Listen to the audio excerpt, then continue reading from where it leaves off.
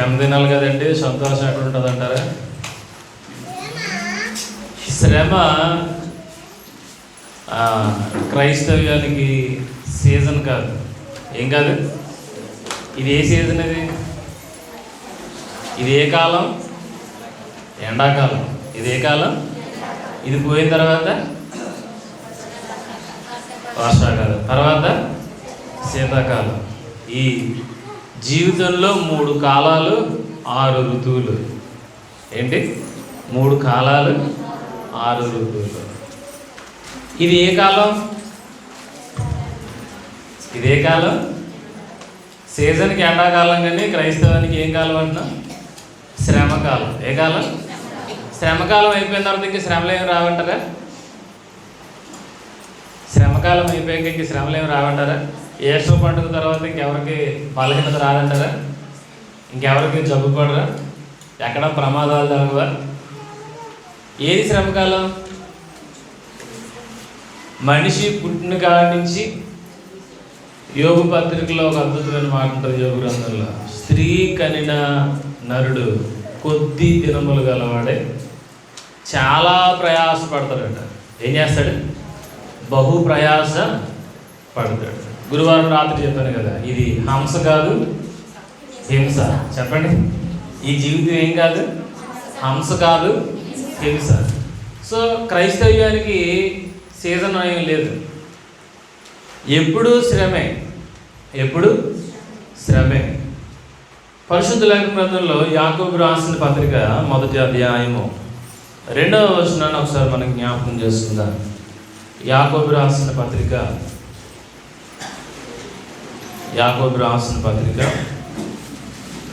1వ అధ్యాయము 2వ వచనం.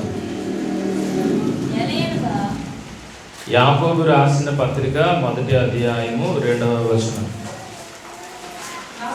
నా సహోదరులారా, మీ విశ్వాసమునకు కలుగు పరీక్ష ఓర్పును పుట్టించునని ఎరిగి మీరు నానా విధములైన శోధనలలో పడినప్పుడు అది మహా ఆనందమని ఎంచుకునుడి. చప్పట్లు కొట్టి ప్రభువుని స్తుతించండి.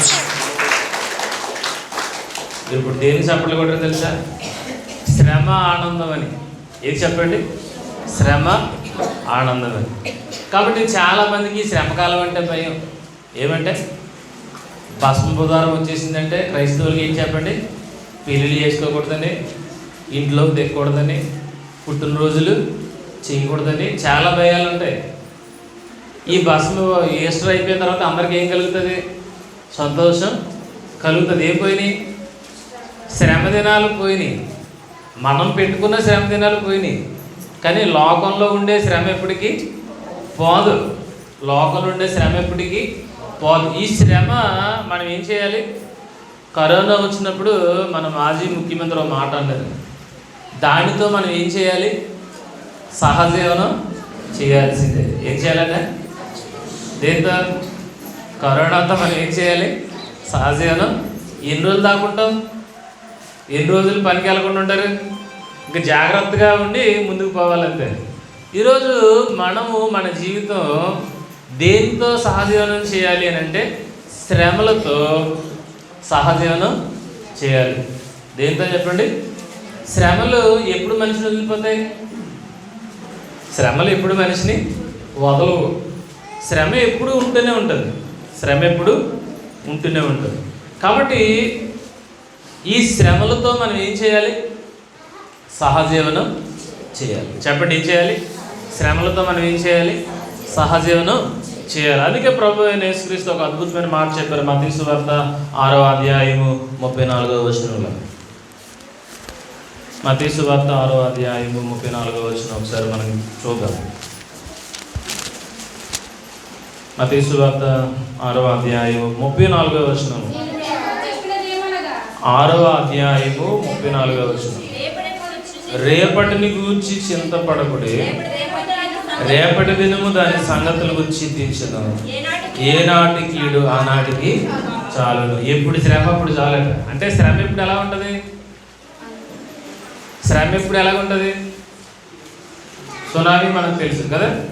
హుదూద్ మనకు తెలుసు, తర్వాత లైలా తుఫాన్ వచ్చింది, తర్వాత తిత్లీ అనే ఒక తుఫాను వచ్చింది. అంటే వచ్చిన ప్రతిసారి ఏం చెప్తుంది? ఎందుకు కొత్త కొత్త పేర్లు పెడుతున్నారు? శ్రమ ఎప్పుడు క్రొత్తగా ఉంటుందట. శ్రమ ఎప్పుడు ఎలా ఉంటుంది? ఆపద ఎలా వస్తుంది? ఎప్పుడు మనకు ఊహించినట్టు రాదు, అనుకోకుండా వస్తుంది. వచ్చిన ప్రతిసారి క్రొత్తగా వస్తుంది. వచ్చిన ప్రతిసారి ఎలా వస్తుంది? క్రొత్తగా వస్తుంది. కాబట్టి ఏనాటి కీడు అప్పుడు చాలు, ఎప్పుడుదప్పుడు చాలు.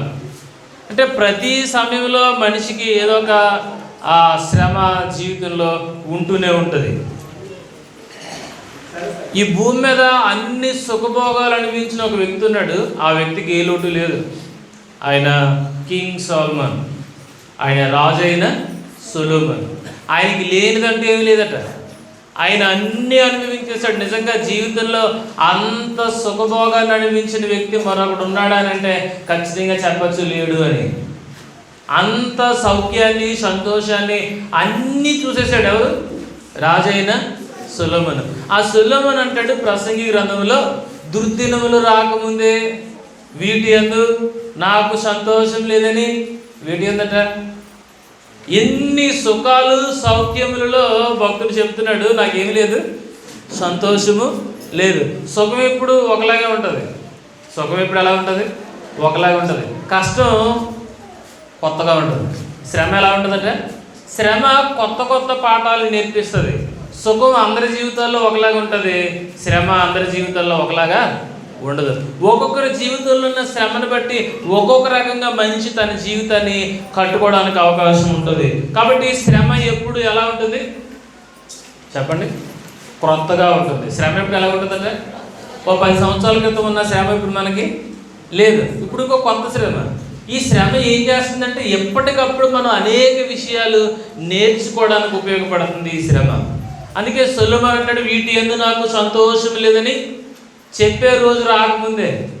ఆయనకి అన్నీ ఉన్నప్పుడట, ఆయన నిజంగా ఒక దినాన్ని అవన్నీ చూసి చిరాకు వచ్చిందట, విరక్తి చెందాడు. ఎందుకు తెలుసా? ఆ జీవితానికి ఏమీ లేదు, శ్రమ లేదు. ఒక 10 రోజులు అలా కూర్చొన్నాం అనుకోండి, ఏం చేయాలనిపిస్తుంది? కొంచెం వాకింగ్ చేయాలనిపిస్తుంది, నడవాలనిపిస్తుంది. అలా కూర్చొని ఉంటే ఏమవుతుంది? కుర్చీలో కూర్చోవడం సుఖంగానే ఉంటుంది, కానీ ఎక్కువ రోజులు కూర్చుంటే ఏమవుతుంది? అందులో నుంచి మనం చచ్చే పరిస్థితిలో ఉంటుంది, ఇంకా చచ్చిపడిపోతాయి అన్నీ. ఏం చేయాలి ఇప్పుడు? మనం కుర్చీలోంచి లేగాలి. ఎప్పుడు కుర్చీలో కూర్చోాలి? అలిసిపోయిన తర్వాత కూర్చుంటే హాయిగా ఉంటుంది. ఎప్పుడు? జీవితంలో అలిసిపోయి కూర్చుంటే హాయిగా ఉంటుంది. ముందే కూర్చుంటే అది మనిషిని కింద పడగొడుతుంది. కాబట్టి శ్రమ మన జీవితంలో ఎప్పుడు ఎలా ఉంటుందట? క్రొత్తగా ఉంటుంది. చెప్పండి, ఎలా ఉంటుంది? లూకాసు వార్త 14వ అధ్యాయము, లూకాసు వార్త 14వ అధ్యాయము 27వ వచనాన్ని ఒకసారి మనం చదువుదాం.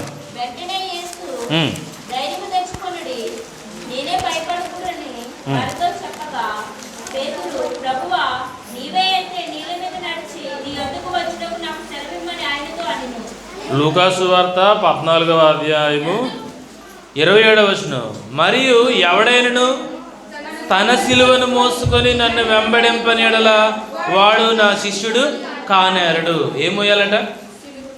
దేవుని సిలువ మోస్తున్నారు చాలామంది. ఎవరి సిలువ? గుడ్ ఫ్రైడే వస్తే పట్టణాల్లో లేదంటే కొన్ని పల్లెల్లో ఏం చేస్తాం? యేసు గెటప్ వేసి ఆయన సిలువ బజార్ని పెట్టుకొని మోస్తూ ఉంటాం. అది చూసి అందరూ బాధపడుతూ ఉంటారు. ఆయన సిలువ మోయడానికి ఎవరు అర్హులు కాదు. ఆయన సిలువ మోయడానికి ఎవరు అర్హులు కాదు. ఆ సిలువ ఎవరైనా మోసేస్తారని కోరదు. ఆ మొయ్యగలిగిన అర్హత ఎవరికి ఉందట? చెప్పండి, ఎవరికి ఉంది? ఆ ముద్ర విప్పుటకును దానిలో సంగతులను తెలియజెప్పుటకును అధికారము కలిగిన ఒకరిని చూచితిని అంటాడు దూత. చప్పట్లు కొట్టి ప్రభువుని స్తుతించాడు. ఆ అధికారము కలిగిన వాడు ఎవడు అని అంటే మన ప్రభువైన యేసుక్రీస్తు. ఆయన ఎవరంటే చెప్పండి, ఆయన ఎవరు? ప్రభువైన యేసుక్రీస్తు. ఆయన అధికారం పొందాడు. కాబట్టి మనం ఏ సిలువ మోయడానికి అధికారం లేదు. దేవుని సిలువ మోసే అధికారం మనకు లేదు. ఏ సిలువ మోయాలి? నీ సిలువను మోయాలి. ఎవరి సిలువ? నీ సిలువ నువ్వు మోయాలి. యేసును చంపేశారట, ఆయన సిలువ వేశారు. ఆయన మరణించారు, సమాధిని భద్రం చేశారట. దేని భద్రం చేశారు? సమాధిని ఎందుకు భద్రం చేశారు? యేసు యొక్క దేహాన్ని శిష్యులు ఎవరు పట్టుకొని పోకూడదు. ఎందుకంటే ఈ పెద్ద ఆయన ఏం చెప్పాడట? నేను తిరిగి లేస్తానని చెప్పాడు. కాబట్టి ఆయన శరీరాన్ని అక్కడ బంధించేశారు. కానీ ప్రభు దేన్ని బంధించారు తెలుసా? ఖాళీ సమాధిలో మరణమును సమాధి చేశారు. చప్పట్లు కొట్టి ప్రభువుని స్తుతించండి. అందుకే దేవుని వాక్యం చెప్తుంది, మరణము ఆయన బంధించుట అసాధ్యము. అందరూ ఏం సమాధి అయిపోతుంది అనుకున్నారు? యేసు దేహం సమాధి అయిపోతుంది అనుకున్నారు. అక్కడ ప్రభు సమాధి చేసింది ఏంటి? మరణమును సమాధి చేశారు. ఆ మాట ఎప్పుడు పలికారు? ఇంకా సిలువ మీద ఉన్నప్పుడే, ఓ మరణమా నీ ముళ్ళు ఎక్కడ, ఓ మరణమా నీ విజయము ఎక్కడ? అక్కడ మనం చూస్తాం, యేసు సిలువ మీద ఉన్నప్పుడు ఆయన బిగ్గరగా కేక వేశారట, గొప్ప శబ్దంతో కేక వేశారు. దేంతో? అప్పుడు చివరికి వచ్చేసారు, ఆ ఇంచుమించు మరణానికి చివరికి వచ్చేసారు. అప్పుడు యేసు ఎలా కేకలేశారట? గొప్ప శబ్దం. అందరూ చెప్పండి, గొప్ప శబ్దం ఎప్పుడు వస్తుంది? చెప్పండి. ప్రారంభంలో వస్తుందా, ముగింపులో వస్తుందా? పెద్ద స్వరం ఎప్పుడు వస్తుంది? పాట అందుకోగానే పెద్ద స్వరం వస్తుంది, ముగింపు వచ్చేసరికి స్వరం తగ్గిపోద్ది. మరి యేసును కొరడాలతో కొట్టి అనేక హింసలు పెట్టి సిలువ మీద ఎన్నో చిత్రహింసలు పెడుతున్నప్పుడు ఆ చివరి సమయంలో యేసు గొప్ప శబ్దంతో కేక వేశాడు, చప్పట్లు కొట్టి ప్రవేశించాడు. అంటే ఆయనలో ఏమైపోలేదు? శక్తి ఇంకా అయిపోలేదు. ఏమైపోలేదు? 7వ మాటలో మనం చూస్తాం, ఆయన గొప్ప శబ్దంతో కేక వేసి తన ప్రాణమును విడిచారు. ఏం విడిచారు? వీళ్ళందరూ అనుకున్నారు యేసు పని అయిపోయింది అనుకున్నారు. కానీ అంత గొప్ప శబ్దంతో కేక ఎవరు వేయగలరు? బలంగా ఉన్నవారే కేక వేయగలరు. శక్తి ఉన్నవారు ఏం చేయగలరు? గట్టిగా. ఇప్పుడు వయసులో ఉన్న పిల్లలు అరిసినట్లు ముసలోళ్ళు అరవగలుగుతారా? అరవలేదు. వాళ్ళకి ఆ శక్తి సరిపోదు. మరి యేసు అన్ని శ్రమలు, అప్పటికే గాయాలైపోయినాయి, అప్పటికే మేకులు కొట్టేశారు. ఇన్ని శ్రమలను తట్టుకున్న తర్వాత కూడా యేసు ఇంకా ఏం చేస్తున్నారట? పెద్ద స్వరంతో కేక వేశారు. మనము జీవితంలో అన్ని శ్రమలను తట్టుకున్నప్పుడు కూడా ఎప్పుడు పెద్ద స్వరంతో కేకలు వేయగలుగుతామంటే నీ సిలువను వెతుకొని మోసినప్పుడు. చప్పట్లు కొట్టి ప్రార్థించుకుంటుంది. నీ జీవితంలో ఎప్పుడైతే నీ సిలువను ఎత్తుకుని దేవుని వెంబడిస్తావో ఆ రోజు ఎన్ని శ్రమలు నిన్ను కమ్ముకున్నప్పటికీ ఆ శ్రమల్లో కూడా పెద్ద శబ్దంతో కేకలు వేస్తాం. ఎప్పుడట? పెద్ద శబ్దంతో, తండ్రి నా ఆత్మను నీ చేతికి అప్పగించున్నాను చెప్పినప్పుడు ఆయన పెద్ద శబ్దంతో కేకలు వేస్తే అందరూ ఆశ్చర్యపోయారట. ఈయనకి ఎంత శక్తి ఎక్కడది, ఎంత బలము, ఎందుకు అంత గొప్ప శబ్దంతో ప్రభు కేకలేసాడో తెలుసా? బలవంతుడైన దేవుడు. చప్పట్లు కొట్టి ప్రభుని చూపిస్తాడు. ఆయన ఎవరంట? బలవంతుడైన దేవుడు. ఆయన తన బలాన్ని మరొకసారి ఏం చేస్తున్నారు? నిరూపిస్తున్నారు సిలువపై. ఎలాగనంటే పెద్ద శబ్దంతో కేక వేసి. ఈరోజు నీ సిలువను నువ్వు మోయాలి. ఏ సిలువను? శ్రమకాలం అని అనుకుంటే సరిపోదు.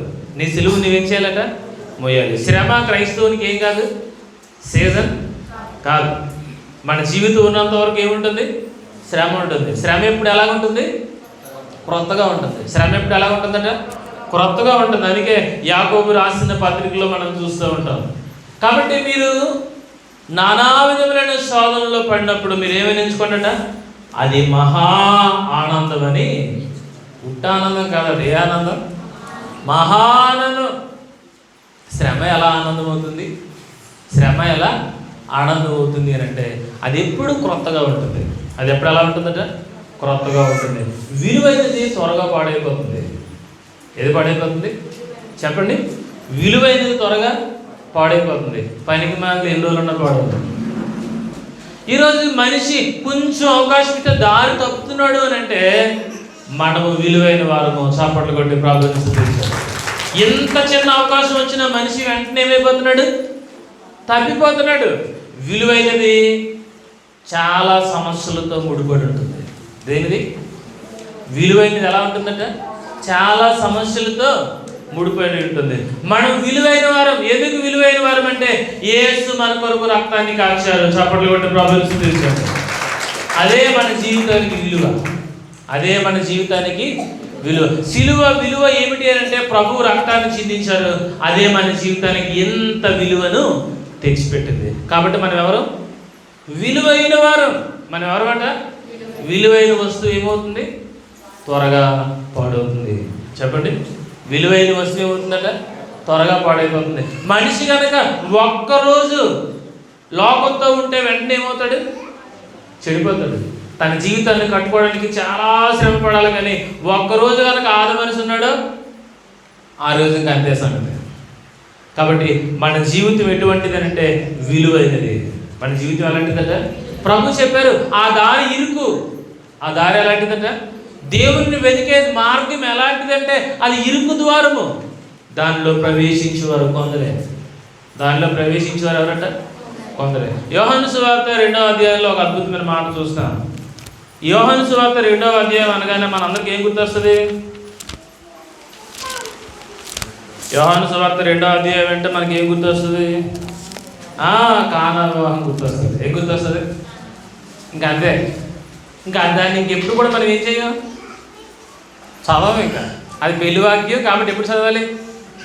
పెళ్లి రోజే చదవాలి. గలిలయలో కానాలో జరిగిన వివాహం గురించి చదువుతాం, ముగించేస్తాం. ఆ క్రింద మాటలు ఏమున్నాయని ఇప్పుడు మనం ఆలోచించాం. ఆ క్రింద ఇంకా ముందుకు వెళ్ళినట్లయితే ప్రభువు చాలా అద్భుతాలు చేశారట. 24వ వచనం, అయితే యేసు అందరిని ఎరిగిన వాడు కనుక ఆయన తను వారి వశము చేసుకొనలేదు. ఆయన మనిషిని ఆంతర్యం ఎరిగిన వాడు. యేసు అట చాలా మంది యేసుని వెంబడించాలనుకున్నారట.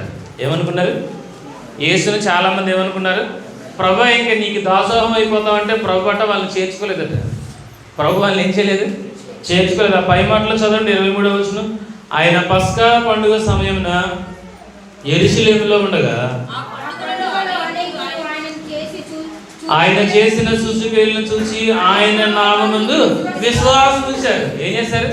విశ్వాసం ఉంచారు. కానీ ప్రభు ఏం చేయలేదు? చేర్చుకోలేదు. ప్రభు ఏం చేయలేదట. కొంతమంది విశ్వాసం ఉంచుతారు. ఏమని? ఏదైనా ప్రభు ఒక సూచక్రియ చేస్తాడేమని. ఆ చివరి సమయంలో హీరోలు ఆశపడుతున్నారట. తీర్పు చెప్పరా బాబు అంటే ఏమంటాడు? యేసు నువ్వు ఎప్పుడు సూచక్రియలు చేస్తావు కదా, నేను ఎప్పుడు నాకు చూడడానికి అవకాశం లేదు. ఇప్పుడు ఏదైనా సూచక్రియ చేయి, ఇప్పుడు ఏదైనా సూచక్రియ చేయి. ఆ హేరోదు ప్రశ్నకి అసలు దేవుడు సమాధానమే చెప్పలేదట. ఉండవాడు ఇక కింద మీద పడిపోయాడు. ఆ రాజు అడిగితే కూడా దేవుడు ఏం చేయలేదు? ఖాతరు చేయలేదు. ఇంకా ఆ వ్యక్తికి ఇంకా బుర్రపాడైపోయింది. ప్రతి ప్రశ్నకి మనం సమాధానం ఇవ్వకూడదు జీవితంలో. దేనికి? ప్రతి ప్రశ్నకు మన జీవితంలో ఏం చెప్పకూడదు? సమాధానం చెప్పకూడదు. నువ్వు సమాధానం చెప్తుంటే నీ జీవితం అంతా దేనికి సరిపోతుంది? ప్రశ్నకు సమాధానం చెప్పుకోవడమే నీ జీవితం అయిపోతుంది. ఆ పనికి మాలిన ప్రతి ప్రశ్నకు మనం ఏం చెప్పకూడదట? జవాబు చెప్పకూడదు. అనవసరమైన ప్రతి విషయాన్ని కూడా పట్టుకొని చాలామంది గొడవ తెచ్చుకుంటూ ఉంటారు. అందుకే సొలొమోను ఒక అద్భుతమైన మాట రాశారు. తనకు పట్టని జగడమును రేపువాడు దారిని పోగు కుక్క చెవులు లాగువానితో సమానుడు. మనకు అవడం గొడవని రేపుతారంట కొంతమంది. అడలాంటాడు దారిని పోతున్న కుక్క చెవులు పట్టుకుంటే ఏం చేస్తుంది? ఇంట్లో పెంచుకున్న కుక్క చెవులు లాగితేనే కలుస్తుంది కదా. మరి దారిని పోతున్న కుక్క చెవులు పట్టుకొని ఏం చేయకూడదు? ఏదో మాటను పెడుతుంది. ఎవరినన్నా అని ఏం చేస్తారు? కయ్యాన్ని కాలు దూకుతూ ఉంటారు. నీ బుద్ధి ఎలాంటి బుద్ధి అంటే దారిని పోవు కుక్క చెవులు లాగు బుద్ధిలాడు. కాబట్టి ప్రియమైన వాళ్ళ ఈరోజు మన జీవితంలో మనం ఏం చేయాలి అంటే అనేకులు విశ్వసించారంటే కానీ ప్రభు ఎవరిని పట్టించుకోలేదు. ప్రభు ఎవరిని పట్టించుకోలేదు. ఎందుకనంటే దేవునికి మనుషుని ఆంతర్యం తెలుసు గనుక. 25వ వచనంలో అద్భుతమైన మాట ఉంటుంది.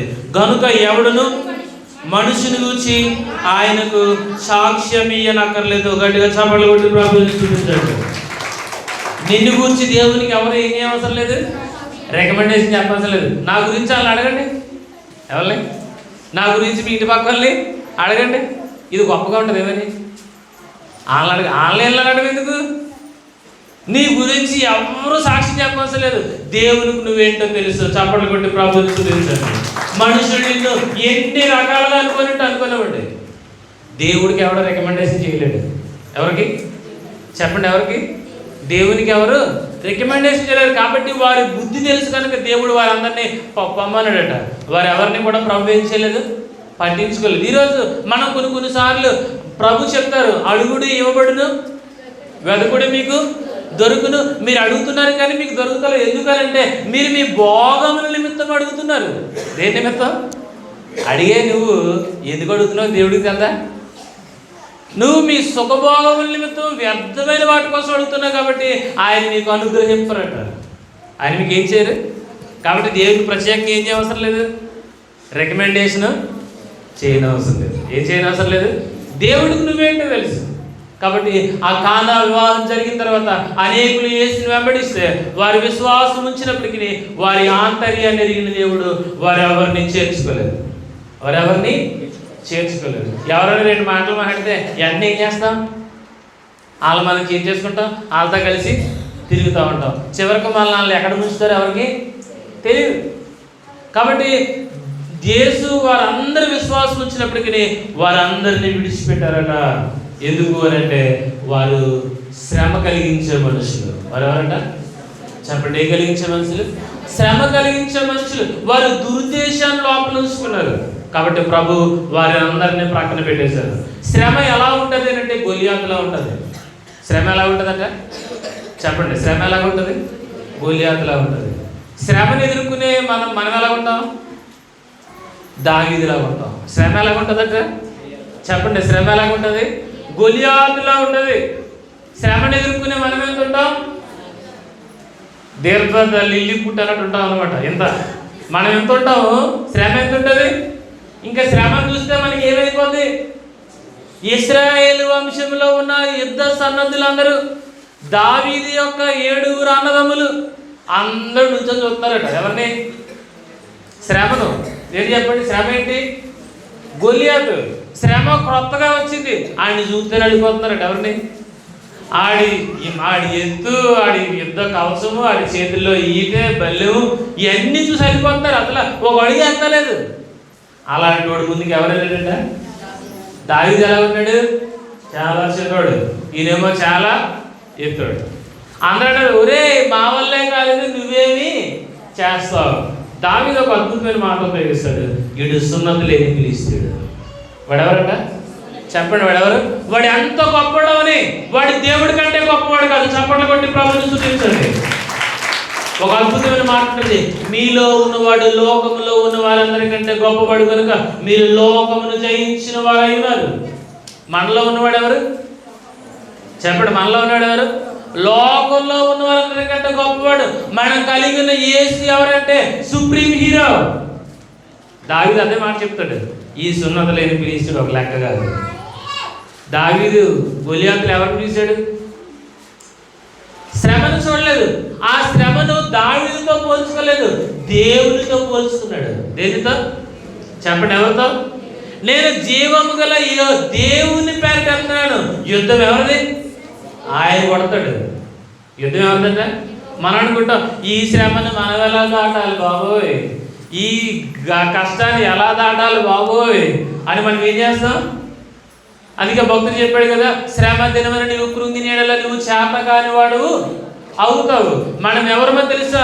అపాయములో ఉన్నను ఉపాయము లేని వారు కాము. చప్పట్లు కొట్టి ప్రభువుని స్తుతించండి. మన జీవితంలో అపాయములో ఉన్నాయి కానీ మనకేముందట?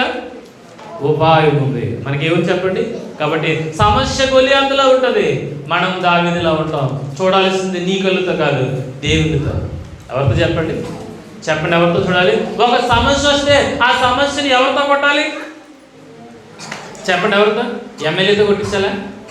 సర్పంచ్తో కొట్టించాలా? మంత్రితో కొట్టించాలా? ఎవరితో కొట్టించాలి? దేవుడితో కొట్టించాలి. జీవము గల దేవుని ప్రజల వైపు తిరగడానికి నీకు అంత ధైర్యము ఎవరి వైపట? జీవము గల దేవుని ప్రజలను ఎదిరించడానికి ఎంత ధైర్యం కావాలి? ఈ సున్నతి లేని పిలిచిడు లంకాలు కొట్టినప్పుడు అంత వ్యక్తి కూడా ఒక్క దెబ్బకు పడిపోయాడట. నీ జీవితంలో దేవుని ఆధారం చేసుకుని ఎప్పుడైతే శ్రమ మీద దండిస్తావో ఆ రోజు ఆ శ్రమ గొలియాతంత కావచ్చు, ఒక్క ప్రయత్నానికి నేలను పడుతుంది. చాపట్లు కొట్టి ప్రభువుని స్తుతించండి. కాబట్టి యాటిట్యూడ్ మారాలి. ఏం మారాలి? యాటిట్యూడ్ అంటే ఏంటి? నువ్వు చూసే విధానం, నువ్వు వేసుకునే బట్టలు, ఇతరులతో మాట్లాడే స్వభావం, ఇవన్నీ ఏంటి? యాటిట్యూడ్ అంటారు. ఇప్పుడు శ్రమను చూసే మన స్వభావం మారాలి. ఏం మారాలట? దావీదు ఏం చూశాడు? వీళ్ళందరూనేమో గొలియాత్ని ఎత్తి చూశారు, గొలియాత్ చేతిలో కత్తి చూశారు, అతని యొక్క పరాక్రమాన్ని చూశారు. దావీదు ఏం చూస్తున్నాడు? ఎన్నున్నా కానీ ఇడు సున్నతి లేనాడే. ఇడు ఎవరు? సున్నతి లేనాడు. మనం ఎవరు? జీవము గల దేవుని బిడ్డలు. వీడు మన ముందు నిలబడు. వాడి ముందు మనం ఏమాడు? మనం ఏం చూసుకుంటాం? మన బలము కాదు, దేవుని బలముపై మనం ఆధారపడాలట. ఎవరి బలంపై? దేవుని బలంపై. కాబట్టి మనలో ఉన్నవాడు గొప్పవాడు. కాబట్టి నానా విధములైన శోధనలో మీరు పడినప్పుడు అది మహా ఆనందం అని ఎంచుకున్నాడు. ఏమని ఎంచుకోండి? ఆ గ్రంథం మనం చదివితే అక్కడ పరీక్ష అనే మాట ఉంటుంది. ఏమాట చెప్పండి? ఏమాట? పరీక్ష అంటే చాలా మంది అనుకుంటారు ఇంటర్మీడియట్ పరీక్షలు, 10th క్లాస్ పరీక్షలు అనుకుంటారు. ఎందుకనంటే కింద చదివేసరికి 5-6 వచనాలకు వచ్చేసరికి మీలో ఎవరికైనా జ్ఞానం కుదువగలనేలా అని ఉంటుంది. కాబట్టి పరీక్ష అంటే ఏ పరీక్ష? 10th క్లాస్ పరీక్ష, ఇంటర్మీడియట్ పరీక్ష, డిగ్రీ పరీక్ష కాదు. చాలామంది ఇదే పరీక్ష అనుకొని పెన్నకు ప్రార్థన చేసి చెప్తున్నారు. దేనికి చెప్పండి? దేనికి? పెన్నకు ప్రార్థన చేయాలా, మనిషికి ప్రార్థన చేయాలా? చెప్పండి. చాలామంది పెద్ద పెద్ద పట్టణాల్లో ఏం చేస్తున్నారు? పరీక్షలు రాసే విద్యార్థులకు పెన్నుకు ప్రార్థన చేసి ఇవ్వబడుతుంది. ఇది ఏ పరీక్ష? ఎందుకని? విశ్వాసానికి పరీక్ష. దేనికి పరీక్ష? చెప్పండి? దేనికి పరీక్ష? విశ్వాసానికి పరీక్ష. ప్రార్థిస్తే దేనికి ప్రార్థన చేయాలి? పెన్నుకు ప్రార్థన చేయాలా? నీ కోసం ప్రార్థన చేయాలి. ఏమని ప్రార్థన చేయాలి? ముందు నీ ఆరోగ్యం బాగుండాలని ప్రార్థన చేయాలి. ఏం ప్రార్థన చేయాలి? నువ్వు ఆరోగ్యంగా ఉండాలని ప్రార్థన చేయాలి. 2, నీకు జ్ఞానం కావాలని ప్రార్థన చేయాలి. నీకు చదివింది గుర్తుపెట్టుకునే మనసు కలగాలని నీకు ప్రార్థన చేయాలి. ఇవన్నీ మనిషి పెన్ను ప్రార్థన చేస్తే పెన్ను రాస్తుందా? ఎవరు రాస్తారు? మన జీవితాలు ఎలాగుంటాయి? ఉద్యోగం, వ్యాపారం, అప్పు, పెళ్ళి ఇలాంటివన్నీ దేని పెడతాం? దేని ముడి పెడతాం? దేవునికి ముడి పెడతాం. ఇవి జీవితంలో ఎలాగున్నప్పటికీ మనం జీవితంలో నెగ్గవలసింది. అసలు ఈ మాటను ఎప్పుడు రాశాడు అని అంటే పేతురు గారు ఒకరోజు ప్రసంగం చేశారట. పేతురు గారు ఏం చేశారు? ప్రసంగం చేస్తే అబ్బో అనుకుని 3,000 మంది మారు మనసు పొందారు. ఎన్ని వేల మంది? 3,000 మంది మారు మనసు పొందారు. తర్వాత వారంలో స్టెఫన్ రాళ్ళతో కొట్టి చంపేశారు. ఎవరిని? స్టెఫన్ ఏం చేశారు? రాళ్ళతో కొట్టి చంపేశారు. ఈ 3,000 మంది ఎవరు అని అంటే ఆయా ఊర్ల నుంచి వచ్చి దేవుని వాక్యాన్ని విని మారు మనసు పొంది బాప్తిసం పొందేశారు. ఒక వారం గడిచేసరికి స్టెఫన్ని రాళ్ళతో కొట్టి చంపేశారు. అంతే. ఎక్కడోళ్ళు అక్కడికి పారిపోయారు. అక్కడికి పారిపోయాడు. అప్పుడు రాశాడు యాకోబు. చూడండి, ఆ 1వ అధ్యాయంలో 1వ వచనం ఒకసారి మనం చదువుదాం. 1వ అధ్యాయం 1వ వచనం. దేవుని యొక్కయు ప్రభువైన యేసుక్రీస్తు యొక్కయు దాసుడైన యాకోబు అన్య దేశములు యందు చెదరి ఉన్న 12 గోత్రముల వారికి శుభమని చెప్పి వ్రాయినది. చాలు. అప్పుడు రాశాడు ఎవరు?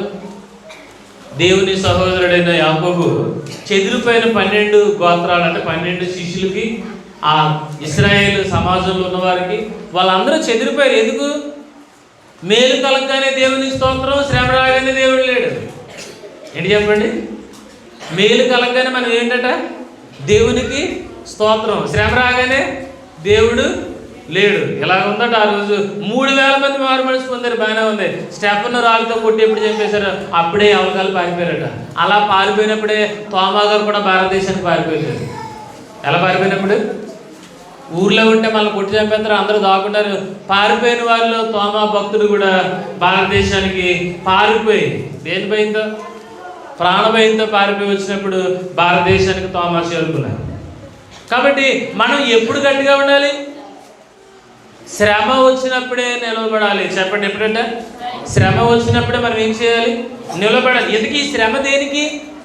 పరీక్ష. ఈ శ్రమ దేనికంట? పరీక్ష. కాబట్టి మనం ఈ శ్రమ కాలంలో ఉన్నాం. ఒకవేళ శ్రమే మనకు వస్తే దాన్ని మనం భరించాలి. దాన్ని మనం ఏం చేయాలంట? భరించాలి. ఎందుకనంటే శ్రమ మనకి ఎప్పుడు క్రొత్తగా ఉంటుంది. శ్రమ ఎప్పుడు ఎలా ఉంటుందట? క్రొత్తగా ఉంటుంది. శ్రమ ఎప్పుడు మనకు క్రొత్త విషయాలు నేర్పుతుంది. ఏం నేర్పుతుందట? క్రొత్త విషయాల్ని నేర్పుతుంది.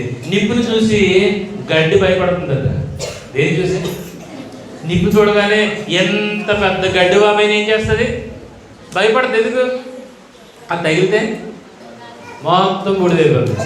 మరి నిప్పుని చూసి బంగారం భయపడుతుందా? దీన్ని ఎంత కరిగించినప్పటికీ దానిలో ఉన్న ప్యూరిటీ బయటకు వస్తుంది, కానీ అదేమి భయపడదు. దేవుని వాక్యం చెప్తుంది, శోధింపబడిన పిమ్మట నేను సువర్ణముగా మారేదను. చప్పట్లు కొట్టి ప్రభువుని స్తుతించండి. శోధింపబడిన పిమ్మట నువ్వు ఎలా మారు తెలుసా? శుద్ధ సువర్ణముగా మార్చబడతావు. కాబట్టి మీరు నానా విధములైన శోధనలో పడినప్పుడు ఏమని ఎంచుకోండి? మహా ఆనందం అని ఎంచుకోండి. లోన్ తీసుకున్నాక 50,000 వచ్చాయనుకోండి, పనులకి వెళ్తామా?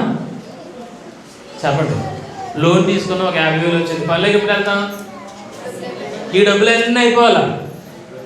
అప్పుడు దాకా మనకి ఏం రాదు, పని గుర్తురాదు. ఇప్పుడు ఏం మంచిది చెప్పండి? ఎప్పుడు డబ్బులు అప్పుడు తెచ్చుకోవడం మంచిది అంటారా? ఒకసారి లోన్ రావడం మంచిది అంటారా? ఎప్పుడు డబ్బులు అప్పుడు తెచ్చుకున్నారంటే రోజు పనులకి వెళ్తాం. ఒకసారి ఒక 50,000 లోన్ అందితే లోన్ అందిదాకా కురిసి దిగం, కాలు మీద కాలు తీయం, ఆడావిడే. ఇప్పుడు మన జీవితానికి ఏం మంచిది అంటారు కుమారు? శ్రమ మంచిదా, డబ్బు సుఖం మంచిదా? చెప్పాలి. శ్రమే మన జీవితానికి మంచిది. ఎందుకు అని అంటే అది మన జీవితానికి అన్నీ నేర్పిస్తుంది. పేదరికం ఎలా మాట్లాడాలో నేర్పిస్తుంది, పేదరికం ఎలా జీవించాలో నేర్పిస్తుంది, పేదరికం ఎక్కడ పట్టుకోవాలో ఎక్కడ వదలాలో నేర్పిస్తుంది. మరి నీ జీవితాన్ని సరిచేయాలంటే ఖచ్చితంగా నువ్వేమై ఉండాలి? పేదవాడిగా పుట్టాలి. ఎలా పుట్టాలి చెప్పండి? ఎలా పుట్టాలి? పేదవాడిగా పుట్టాలి. శ్రమ నాకు బంధువు ఆయన అంటాడు భక్తుడు. శ్రమ ఏమైపోయిందట? బంధువు అయిపోయింది. తెలుసా? శ్రమ లేకపోతే ఈరోజు చాలామంది మనుషులు ఏం చేయరు? పని చేయరు. చాలామంది మనుషులు ఏం చేయరు? పని చేయరు. కేవలం ఈ సుఖము మనిషిని దరిద్రుడి చేస్తుంది, శ్రమ ఎప్పుడు మనిషిని సంతోషించేలా చేస్తుంది. శ్రమ ఏం చేస్తుందట? సంతోషించేలాగా చేస్తుంది. కాబట్టి ప్రియమైన వాళ్ళ మనము నిత్యము ఏం చేయాలి? శ్రమ పడాలి. నిత్యం ఏం చేయాలి? శ్రమ పడాలి. ఒక చిత్రాన్ని గీయాలనుకోండి, ఏం చేయాలి? ఒక బొమ్మ గీయాలి. మనకి ఏం కావాలి చెప్పండి? మీరు ఎవరు బొమ్మలు గీరా? బొమ్మ గీయాలంటే ఏం కావాలి? ఒక బోర్డు, ఒక కాగితమో కావాలి, ఒక పెన్ను, పెన్సిల్ కావాలి. బొమ్మ ఎలా గీయాలి? మన మనసులో ఒక ఊహ ఉంటుంది, ఆ ఊహను బట్టి ఏమొచ్చేస్తుంది? బొమ్మ వచ్చేస్తుంది. ఇప్పుడు ఒక శిల్పాన్ని చేయాలి. ఏం చేయాలి? శిల్పాన్ని చేయాలి. శిల్పాన్ని ఎలా చేయాలి?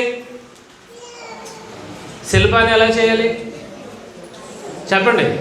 బుర్రలో ఆలోచన ఉంటుంది, ఆలోచన దిగేసేది శిల్పం అయిపోద్దా? శిల్పం ఎలా తయారవుతుంది? అనవసరమైన దాన్ని కొట్టాలి. దేన్ని కొట్టాలి?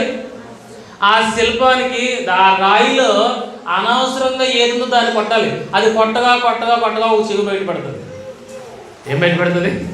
ఒక చెవు బయటపడుతుంది. అలా కొట్టగా కొట్టగా కొట్టగా కొట్టగా ముక్కు బయటకు వస్తుంది. చిత్రానికి శిల్పానికి చాలా చెప్పండి? చిత్రానికి శిల్పానికి చాలా తేడా. ప్రభువైన యేసుక్రీస్తు చెప్పారు, ఆయన నేర్పరి అయిన శిల్పకారుడు, చిత్రకారుడు కాదు ఆయన. ఎవరంట చెప్పండి? ఎవరు? నేర్పరి అయిన శిల్పకారుడు. దుష్టుడు చిత్రకారుడు. ఆడు అలా చెప్తాడు, నిన్ను ఎలా చేస్తాను అలా చేస్తానని, కానీ ఆడేమి చేయడు. నేర్పరి అయిన శిల్పకారుడు ఏం చేయాలి? ఆ రాయిలో అనవసరమైన దాన్ని కొట్టాలి. దేన్ని కొట్టాలి? ఆ ఉలి తీసుకొని ఏది ఎక్స్ట్రాగా ఉందో ఎక్స్ట్రాలన్నీ ఏమైపోవాలి? అందరూ చెప్పండి. ఎక్స్ట్రాలన్నీ ఏమైపోవాలి చెప్పండి? కొట్టాలి. ఊరికే పొమ్మంటే పోవు. బాధ వెళ్ళాడు పోతానంటే, మళ్ళీ బాధ తగ్గిపోగానే నేను వదలంటే. ఇప్పుడు ఉలి తీసుకొని ఏం చేయాలి? రెండింటిని వేరు చేయాలి. అప్పుడు ముఖం కనిపిస్తుంది. అయిపోయిందా? ఇంకా అవ్వలేదు. మళ్ళీ కొట్టాలి. మళ్ళీ ఏం చేయాలి? ఎందుకు తెలుసా? ఆయన నేర్పరి అయిన శిల్పకారుడు. ఆయన ఎవరంట? నేర్పరి అయిన శిల్పకారుడు. ఆయన మనల్ని చెక్కుతాడు. చెక్కడం అని అంటే అనవసరమైన దాన్ని తీసేయాలి. ఎక్స్ట్రా ఏదుందో ఈరోజు మన బ్రతుకులో ఎక్స్ట్రాలు ఏమున్నాయి పోవాలి. మన బతుకు పోవాలంటే ఏమున్నా లేకపోయినా ఏముంటున్నాయి చెప్పండి? ఏముంటున్నాయి? ఎక్స్ట్రాలు ఎక్కువ ఉంటున్నాయి. ఎక్స్ట్రాలు అంటే నువ్వు ఒక రాయివే. రాయి ఒక ఉపయోగం. రాయిని చూస్తే ఎవరు ఆశ్చర్యపోతారు? రాయిని చూస్తే ఎవరికి విలువ? ఆ ఉలిని పట్టుకొని కొడతా ఉంటే ఆ రాయిలో అనవసరమైన వాటన్నిటిని ఒక్కొక్కటి తీసుకుంటూ వస్తే ఆ రాయి శిల్పం అవుతుంది. నీ జీవితంలో ఆ ఉలించుకొని కొడతా ఉంటే హాయిగా ఉంటుందా? చెప్పండి. కొట్టేవాడికి నొప్పి వస్తుంది. ఎవరికి? శిల్పాన్ని చెక్కువానికి నొప్పులు వస్తాయి. ఆ నొప్పి అంతా ప్రభు భరించేశారు. ఒకరోజు ఆ నొప్పి అంతా ప్రభు భరించేశారు. ఇప్పుడు భరించాల్సింది ఎవరు? అందుకే నీ సిలువను ఎత్తుకోమన్నారు. ఎవరి సిలువ? ఈరోజు నేను ఉన్నతమైన స్థితికి వెళ్ళాలంటే ఖచ్చితంగా నీ జీవితంలో శ్రమలు ఉండాలి. ఏముండాలంట? శ్రమలు నేను ఏం చేస్తాయి? అనవసరమైన దాన్ని తీసి బయటపడేస్తాయి. దేన్నట? చెప్పండి, ఏం చేస్తాయి? నీ జీవితంలో ఏది అనవసరమో దాన్ని శ్రమ ఏం చేస్తుంది? బయటికి తీసివేస్తుంది. ఈ శ్రమ లేకపోవడం వల్ల చాలామందికి ఏమైపోతున్నాయి? వ్యసనాలు, ఇష్టానుసారంగా తిరగడాలు. ఈరోజు చాలామంది ధనవంతుల పిల్లలు ఎలా ఉన్నారంటే మత్తు పదార్థాలకి బానిస అయిపోయి ఉన్నారు. దరిద్రుల పిల్లలు అలాగే ఉన్నారు. ఏం నేర్చుకుంటున్నారు? ఏమి నేర్చుకున్నారంటే తీయాల్సింది తీయట్లేదు. తీయవలసింది తీయకపోతే అందమైన రూపం రాదు. ఏం చేయాల్సింది? తీయవలసింది తీయకపోతే అందమైన రూపం రాదు. ఈరోజు క్రైస్తవ సంఘం ఎలా ఉందో తెలుసా? సగం చెక్కిన శిల్పంలో ఉంది. ఏ శిల్పం? ఏదంటే అబ్బా దాని ముఖం ఎంత బాగుందో, దాని ముక్కు ఎంత బాగుందో అని దగ్గరికి వెళ్ళి చూసేసరికి ఈ పక్క అంతా రాయే, ఈ పక్క అంతా చూసిన ఆనందం చూసినంతలోనే మాయమైపోతుంది. ఈరోజు మన జీవితాలు లోకంలో కలిసిపోతున్నాయి. వ్యర్థంగా జీవిస్తున్నాం. దేవునికి అప్పగించుకోవట్లేదు. దేవుడు నిన్ను చెక్కడం ముగించేంత వరకు దేవుడి దగ్గర నువ్వు ఉండాలి. ఎవరితో ఉండాలంట? దేవుని దగ్గర ఉండాలి. ఎవరు నాకు వద్దు అని అంటే నువ్వు పనికి మాలిన రాయిగా మిగిలిపోతావు. ఎలా మిగిలిపోతావు? పనికి మాలిన రాయిగా మిగిలిపోతావు. రాయి టన్నెంత అండి మేస్త్రి గారు? ఒక రాయి టన్ను ఎంత విలువ ఉంటుంది? ఒక 500-600 రూపాయలు ఉంటుంది. ఒక టన్ను బరువున్న శిల్పం ఎన్ని కోట్లు ఉంటుంది? దాన్ని ఊహించలేము. దాన్ని ఏం చేయలేం. ఈరోజు నువ్వు ఎంతోనా కానీ నువ్వు ఉట్టి రాయిగానే మిగిలిపోయావు. ఏ రోజు నువ్వు శిల్పంగా మారుతావో ఆ రోజు జనములకు ఆశీర్వాదకరంగా ఉంటావు. నీ కుటుంబానికి నువ్వు దీవెనకరంగా ఉంటావు. అలాగ ఉండాలని ఉంటే ఏం కావాలి చెప్పండి? శ్రమయే నాకు బంధువు ఆయన. శ్రమ మనకి బెస్ట్ ఫ్రెండ్ అట. శ్రమ ఎవరు? ఈ భూమి మీద బెస్ట్ ఫ్రెండ్ ఎవరు చెప్పండి? శ్రమలే మనకి బెస్ట్ ఫ్రెండ్. కాబట్టి ఈ శ్రమ కాలంలో ఉన్న మనము, ఎల్లెంట్ కాలంలో ఉన్న మనము ఈ మొదటి ఆదివారం నేర్చుకుంటున్నాం. అది మహా ఆనందం అని ఎంచుకోనండి. దేన్ని? శ్రమ. ఏం చెప్పండి? శ్రమని ఏమని ఎంచుకోనండి? మహా ఆనందం అని ఎంచుకోండి. శ్రమలు మన దాకా వస్తాయి కానీ మనల్ని ఏమీ చేయవు. శ్రమలు ఎక్కడి దాకా వస్తాయట? చెప్పండి, ఏం చేస్తాయి? శ్రమలు ఎక్కడి దాకా వస్తాయి? మన దాకా వస్తాయి కానీ శ్రమలు మనల్ని ఏమీ చేయవు. ఆ శ్రమల్ని దాటుకొని పోవాలి. శ్రమలు అలాంటివి తెలుసా? అలలు లాంటివి. శ్రమలు అలాంటివి. ఒకడు స్నానం చేద్దామని సముద్రానికి వెళ్ళాడట. వీడు ఆలోచిస్తున్నాడు, ఈ అల తగ్గితే బాగుంది, లోపలికి వెళ్ళి ఏం చేద్దాం? చెప్పండి, అల తగ్గితే బాగుంది, లోపలికి వెళ్ళి ఏం చేద్దాం? అలా తగ్గేది లేదు, వీడు స్నానం చేసేది. నా జీవితంలో ఇది లేకపోతే బాగుండు, నేను ఏదైనా చేదును. నా జీవితంలో ఇది వదిలేస్తే బాగుండు, ఏదైనా చేదును. నాకు ముందుకు వెళ్ళాలన్నది కానీ ఏదో ఒకటి అడ్డు వస్తూ ఉంది. అడ్డు రాని జలములలో పడి నీ వెళ్ళను, అవి నీ మీద ఏమన్నమాట? పారవు. చప్పట్లు కొట్టి ప్రభువుని స్తుతించాడు. ఆ కెరటంలో దాటుకుంటూ వెళ్తాం, అది మన మీద పడుతుంది. ఏం చెప్పండి? శ్రమ కూడా అంతే. శ్రమ కూడా ఏం చెప్పండి? దాన్ని దాటుకొని లోపలికి వెళ్ళినప్పుడు నిర్మలమైన సముద్రాన్ని చూస్తాం. ఏం చూస్తాం? నిశ్చలమైన నీటిని చూస్తాం. ఈరోజు నీ జీవితంలో ఈ శ్రమను చూసి కంగారు పడకు, దాన్ని దాటు. ఏం చేయి? దాటి వెళ్ళు. ఒకరోజు ఉన్నతమైన గమ్యాన్ని నువ్వు చేరుకోగలుగుతావనంటే ముందు దేని పడాలి? శ్రమ పడాలి. శ్రమ పడకుండా ఏ వ్యక్తి ఒక ఉన్నతమైన స్థితికి ఎప్పటికీ చేరలేడు. గొప్ప వ్యక్తుల్ని ఎవరినైనా అడగండి, ఎవరిని చెప్పండి, ఎవరిని జీవితంలో అలిసిపోయి కూర్చున్న ఒక వ్యక్తిని అడగండి, చెప్తారు ఏమని, శ్రమ ఎంత విలువైనదో చెప్పండి. వారి జీవితంలో చెప్తారు, వారు శ్రమ పడకుండా ఏమీ లేవు. అలాంటి వారట శ్రమ పడకుండా భోజనం చేయరట. ఏం చేయకుండా? మనం ఏం చేస్తాం? ఏం పని చేసినా చేయకపోయినా టైంకి మాత్రం భోజనం చేసేస్తాం. కానీ ఒక ఉన్నతమైన వ్యక్తి పని అయ్యాకే భోజనం చేస్తాడు. ఏమైన తర్వాత? పని అయిన తర్వాతే భోజనం చేస్తాడు. శ్రమ మన దాకా వస్తుంది కానీ మనల్ని ఏమీ చేయదు. గబ్బిలాలు మన ముఖం మీద తిరుగుతూ ఉంటాయి, అక్కడ తిరుగుతూ ఉంటాయి, కానీ మన ముఖాన్ని కొడతాయి గబ్బిలాలు. దగ్గరకు వచ్చినప్పుడు దానికి ఒక సిగ్నల్ అంతే, ఇక్కడ మనిషి ఉన్నాడని, వెంటనే అక్కడ దాకా వచ్చింది గబ్బిలం వెనకపోతుంది. శ్రమ కూడా అంతే, నిన్ను చేరుకోవాలని వస్తుంది. ప్రభు అనుమతిస్తే తప్ప ఏది నీకు ఎంత మాత్రం హాని చేయదు. చప్పట్లు కొట్టి ప్రభుని స్తుతించండి. అది నీ దాకా వచ్చి నీ వెనక ఉన్న దేవుని చూస్తుంది. ఎవరిని చూస్తుంది? నిన్ను కాదు, నీ వెనకాల ఉన్న దేవుణ్ణి చూస్తుంది. అప్పుడు దగ్గరికి వచ్చి ఏం చేస్తుందట? దూరంగా పోతుంది. ఏమైపోతుంది? ఒక 10 అంతస్తుల అపార్ట్మెంట్ మీద ఉన్న వ్యక్తి కింద ఉన్న వ్యక్తిని పిలుస్తున్నాడట.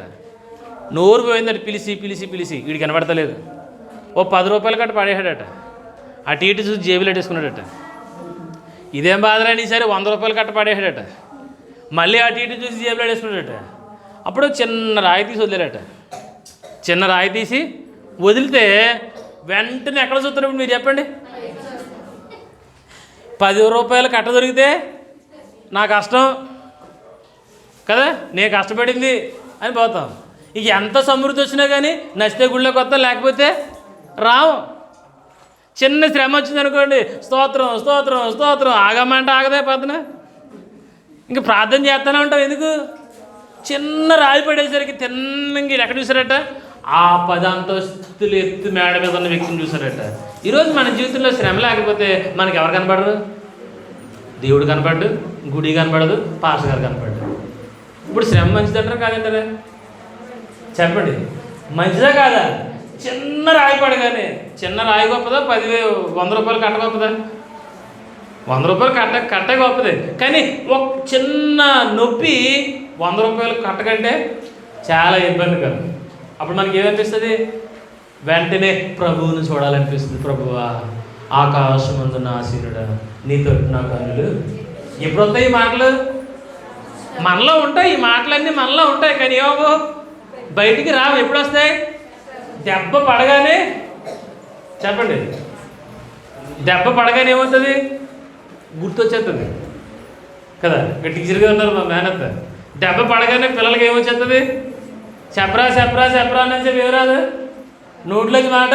ఒక్కడు కొట్టేసరికి ఏమవుతుంది? ఎక్కడ ఏ మూలన దాకున్నా బయటికి వెంటనే వచ్చేస్తుంది. దేవుడు కనుక ఒక్కడు అలా ఇది వద్దాడు అనుకోండి, ఏం గుర్తొస్తుంది? మనకన్నీ గుర్తొస్తాయి. ప్రియమైన వాళ్ళ జీవితం చాలా విలువైనది. ఈ శ్రమ మన జీవితాన్ని ఉన్నతమైన స్థాయికి తీసుకెళ్తుంది. అక్కడ తీసుకెళ్తుంది. ఒక వ్యక్తి గొప్పవాడు అవ్వాలంటే ఆ వ్యక్తికి సహాయం చేసే వాళ్ళు ఎవరు ఉండకూడదు. ఎవరు ఉండకూడదు? ఆ వ్యక్తికి సహాయం చేసేవారు ఎవరు ఉండకూడదు. ఆ వ్యక్తిని అయ్యో అని వాదార్చే మనుషులు ఎవరు ఉండకూడదు. వాడు దిక్కుమాలుడిగా ఉండాలి. ఆ దిక్కుమాలుడికి దేవుడే దిక్కు అవ్వాలి. చప్పట్లు కొట్టి ప్రభుని చూపించాడు. ఈరోజు నీ వెనక నేనున్నాను అని అంటే అక్కడే నువ్వు దరిద్రుడు అయిపోతావు. నీ వెనకాల ఎవరు ఉండకూడదు. నువ్వు ఒక్కడే పోరాడాలి. నీ పోరాడానికి దేవుడు సహాయం అవ్వాలి. ఎవరు సహాయం అవ్వాలి? మీ అందరికి అకౌంట్లు ఉన్నాయి కదా. అకౌంట్లో 84,600 పడ్డాయి అనుకోండి రోజుకి. ఎంత? 84,600 మీ అకౌంట్లో రోజు పడుతున్నాయి. రవి పొద్దునకి అయిపోతా డబ్బులు ఏం చేస్తా చెప్పాలి. ఈరోజు 84,600 పడ్డాయి. రేపు ఆ డబ్బులు ఉండవు. రేపు మళ్ళా 84,600 పడతాయి. ఎంత పడతాయి? ఏం చేస్తావు సరే? ఏ రోజు పడిన 84,600 ఏం చేస్తాం? ఫోన్లో 600 వదిలేస్తామా? ఎందుకు వదలం? రేపు దాకా వదిలేస్తే 600 ఏమవుతాయి? పోతాయి. కాబట్టి ఈ 84,600 ఏ రోజు పడిన డబ్బులు ఆ రోజు ఏం చేస్తాం? తీసేసి ఖర్చు పెడేస్తాం. నిద్రపోతామా? చెప్పాలి. నిద్రపోతామా? ఆకలి అంటామా? అలసట అంటామా? చెప్పండమ్మా. అను. ప్రతిరోజు మన జీవితంలో ఎంత వస్తున్నాయి? 84,600 రూపాయలు వస్తున్నాయి. అవి తెల్లవారితే మొత్తం పోతాయి. ఇప్పుడు ఆ 84,600 ఎప్పుడు ఖర్చు పెట్టాలి? ఈరోజే ఖర్చు పెట్టేసుకోవాలి. అబ్బా, ఊహించుకుంటే ఎంత బాగుంది కదా. అలా ప్రతిరోజు మన బ్యాంకులో 86,600 పడితే ఏం చేద్దాం చెప్పండి? నిద్ర రాదు, నీరసం రాదు, నొప్పులు రావు, ఆకలేదు. ఇంక ఎంతసేపు ఏటీఎం చుట్టూ, బ్యాంక్ చుట్టూ ఇంక తిరుగుతానే ఉంటాం, గిరగిర తిరుగుతానే ఉంటాం. ఒక రోజుకి 24 గంటలు. ఎన్ని గంటలు? ఒక గంటకి 60 నిమిషాలు. ఒక గంటకి 60 నిమిషాలు. ఒక నిమిషానికి 60 సెకండ్. అంటే 24 × 60 × 60 ఎంత? ఫోన్లో కొట్టండి, నేను తప్పు చెప్తే బయట. ఒక రోజుకి ఎన్ని సెకండ్స్? కొట్టండి, ఫోన్లో ఉంది కదా, కొట్టండి. ఒక గంటకి 60 నిమిషాలు. 60 × 24. 24 ఆ వచ్చిన దాన్ని ఇంటూ 60 కొడితే 84,000. చెప్పండి, 84,600. Time is equal to money. ఏంటి? సమయం ఎలాంటిదట? అందరు చెప్పండి అమ్మా. సమయం ఎలాంటిది? డబ్బు లాంటిది. అందరు చెప్తున్నాం. సమయం ఎలాంటిది? గట్టిగా. సమయం ఎలాంటిది? డబ్బు లాంటిది. సమయం డబ్బు రెండు ఒకటే. సమయం డబ్బు రెండు ఒకటి. ఈరోజు నీకు 84,600 సెకండ్స్ ఉన్నాయి. ఈరోజు నువ్వు వాడుకోకపోతే రేపు వాటి నువ్వు వాడుకోలేవు. ఈరోజు వాడుకోకపోతే రేపు వాటి నువ్వు వాడుకోలేవు. ఈరోజు వాటిని వాడుకోవాలంటే నువ్వేం చేయాలి? డబ్బులు అయితే శ్రమ పెడతాం. దేనికి? డబ్బులు రాజేయడానికి, ఖర్చు పెట్టడానికి, కొన్ని ఇంటికి తెచ్చుకోవడానికి ఏం చేస్తాం? శ్రమ పెడతాం. మరి సమయము డబ్బు రెండు ఒకటే. ఒక రోజుకి 84,600 సెకండ్స్. ఈ సమయాన్నంతా నువ్వు వాడుకోవడానికి ప్రయత్నిస్తే నిత్యము నువ్వు శ్రమ పడతావు. నిత్యము నువ్వు శ్రమ పెడితే ఒకరోజు నీ కుటుంబం స్థిరపరచబడుతుంది. ఒకసారి ఆలోచన చేయండి. ఈ 84,600ని ఎంత బాగా ఉపయోగించుకుంటున్నావు? నిద్రపోవడానికి, పక్క చూస్తూ, ఫోన్లు నవ్వుకోవడానికి, ఇలా వ్యర్థమైన వాటిని నీ జీవితంలో చేస్తున్నావు. ఈ శ్రమ కాలంలో ఉన్న మనము నీ జీవితంలో శ్రమ పడుతూ ఉండాలి. ఏం చేస్తూ ఉండాలి? చెప్పండి, ఏం చేయాలి? గత నెలలో చెప్పాను కదా, వాని కడుపు వాని కొరకు ఏం చేస్తుందట? ఆకలి వస్తుంది. కాబట్టి వాని కడుపు వాడిని తొందర పెడుతుంది నువ్వు పని చేయని.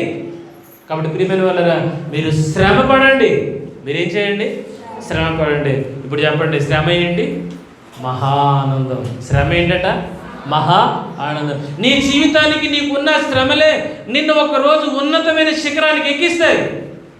ఆ శ్రమే నీ జీవితంలో లేకపోతే నువ్వెందుకు పనికిరావు. కాబట్టి శ్రమకాలము దేనికి అని అంటే దేవుడికి కాదు, మనకే. శ్రమకాలం ఎవరికి? చెప్పండి, శ్రమకాలం ఎవరికి? దేవునికి కాదు, మనకే శ్రమకాలం.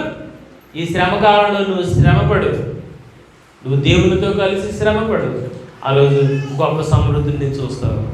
నువ్వు చిత్రానికి శిల్పానికి చాలా వ్యత్యాసం.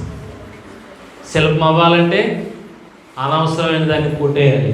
కొట్టాలి అని అంటే శ్రమ పడుటయే నాకు మేలు ఆయన అన్నాడు భక్తుడు. చప్పట్లు కొట్టి ప్రభువుని స్తుతించాడు. ఏం చేయడమంట?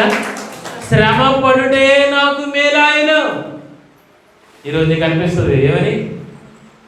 శ్రమ పడడమే మనకు, చెప్పండి ఏంటి? నాకు అనిపిస్తూ ఉంటుంది శ్రమ పడడమే మనకి ఏమైంది? మేలేది. పుట్టిన కాడి నుంచి అన్నీ ఉంటే ఎలా ఉండవేమో. అన్నీ ఉంటే ఖచ్చితంగా మనిషి ఎలా ఉన్నాడు? ఒక నిర్దేశాన్ని, ఒక గమ్యాన్ని ఎప్పటికీ మనిషి చేరుకోలేడు. కాబట్టి నీ జీవితంలో ఏమీ లేవని బాధపడకు. ఏమీ లేకపోయినా నిన్ను పుట్టించిన దేవుడు ఉన్నాడు. నీ కొరకు ప్రాణం పెట్టిన దేవుడు ఉన్నాడు. ఆయన నిన్ను విడువడు, ఎడబాయడు. ఎక్కడ తెలుసా? అది గాఢాంధకారపు లోయ అయినప్పటికీ ప్రభువు నిన్ను విడిచిపెట్టడు. చప్పట్లు కొట్టి ప్రభువుని స్తుతించాడు. దేవుని యొక్క బలమైన సహాయము ఎప్పుడు నీకు తోడుగా ఉంటుంది. నిత్యం మీరేం చేయండి? శ్రమ పడండి. మీరేం చేయండి? చెప్పండి, ఏం చేయండి? ప్రార్థన చేయడానికే శ్రమ పడతలేదు. ప్రార్థనకు రావడమే మనకి ఏమైపోతుంది? చెప్పండి, ప్రార్థనకు రావడమే మనకి ఏమైపోతుంది? శివనామ గారు ప్రార్థనలో కూర్చోడానికి రావడానికి మనకి ఏమైపోతుంది? శ్రమ అయిపోతుంది. దేవుడి దగ్గర రావడానికే శ్రమ పడితే చాలామంది అంటారు ప్రార్థించే పేదవుల కంటే, గడిగా చెప్పాలి, ప్రార్థించే పేదవుల కన్నా సహాయం చేసే చేతులు నిన్న. కాబట్టి మనం ఏం చేయకూడదు? ప్రార్థించకూడదు. ఏం చేయాలి? సహాయం చేయాలి. పాస్టర్ గారు రోజు ప్రార్థన చేయమంటారు, కానీ ఏం చేయరు? సహాయం చేయరు. నువ్వు కాబట్టి నీకు ఏ ఏ ఏ చేయి కావాలి? ఇప్పుడు ప్రార్థించే పెదవి కావాలా, సహాయం చేసి చేయి కావాలా? ప్రార్థించేసి పెదవులు ఎందుకమ్మా? సహాయం చేసే చేతులు కావాలి. నేను చెప్తాను, ఆ సహాయం చేసే చేతులు కూడా దేవుణ్ణి అడుక్కుంటేనే ఆ చేతులు సహాయం చేయగలవు. చప్పట్లు కొట్టి ప్రభువుని చూపించాలి. నువ్వు సహాయం చేయాలంటే ముందు ఎవరిని అడగాలి? నువ్వు దేవుని అడగకుంటే దేవుడు నీకు ఎలా సహాయం చేస్తాడు? కాబట్టి మన జీవితంలో ఏం చేద్దాం? కాలక్షేపం చేయకండి, శ్రమ పడండి. శ్రమ నీ జీవితానికి ఉన్నతమైన శిఖరాన్ని తీసుకెళ్తుంది. అలాంటి కృప ప్రభు మనకు అనుగ్రహించును గాక. ఆమేన్.